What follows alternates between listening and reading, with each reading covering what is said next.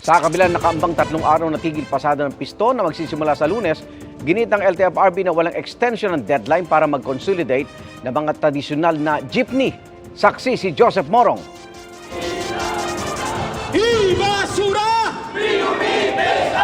Yan ang panawagan ng grupong piston na nakatakdang magsagawa ng 3 araw na tigil pasada simula sa darating na Lunes bilang pagtutol daw ito sa implementasyon ng PUV Modernization Program. Sa ilalim nito, dapat bumuo ang mga jeepney operator at driver ng korporasyon o kooperatiba hanggang sa December 31. Isa ang operator na si Edmund sa sasali sa tigil pasada. May 3 siyang jeep na namamasada sa Commonwealth. Diskumpiyado siya magpa-consolidate dahil mapupunta ang prangkisa ng kanyang mga jeep sa sasalihan niyang korporasyon. Wala na sa pangalan ko po yun eh. Yung aking prangkisa, yung jeep. Paano pag-aari ko doon? Wala na akong pag-aari po doon. Tinatayang 100,000 jeepney sa buong bansa ang sasali sa tigil pasada na makakaapekto sa hanggang 40 ruta sa mga jeep sa Metro Manila.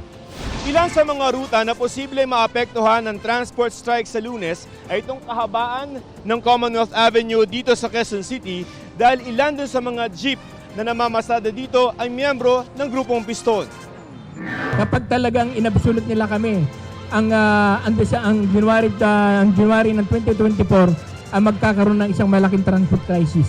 Kung hindi kami papayagan na makapagserbisyo pa sa ating mamamayan. Nakikipag-ugnayan na ang LTFRB sa iba pang ahensya ng gobyerno at mga LGU bilang paghahanda sa tigil pasada. Sa huling datos, mahigit 3 na lamang sa bawat 10 tradisyonal na jeepney ang hindi pa nakakapag-consolidate. At kung hindi nila masisimulan ang proseso niyan hanggang sa katapusan ng taon, mawawala ng bisa ang kanilang prangkisa sa January 1. Kapag wala pong registration, hindi po makakabiyahe. Nauna nang sinabi ng LTFRB na ang consolidation ay isa lamang sa 10 component ng PUV Modernization Program. Sinabi rin nila ng industry consolidation na dapat gawin hanggang sa katapusan ng taon ay iba sa mismong pagre-refleet o pagpapalit na sasakyan na hindi naman daw agarang gagawin. Basta roadworthy pa raw ang mga traditional jeepney, papayagan pa raw itong makabiyahe hanggang sa pagpapalit ng modern unit. Sisikapin raw ng LTFRB na makahikayat pa ng mas maraming jeepney na mag-modernize. Para sa GMA Integrated News, Joseph Morong ang inyong saksi. Mga kaibigan, samahan niyo kaming saksiyan ng mga balita. Mag-subscribe sa GMA Integrated News sa YouTube.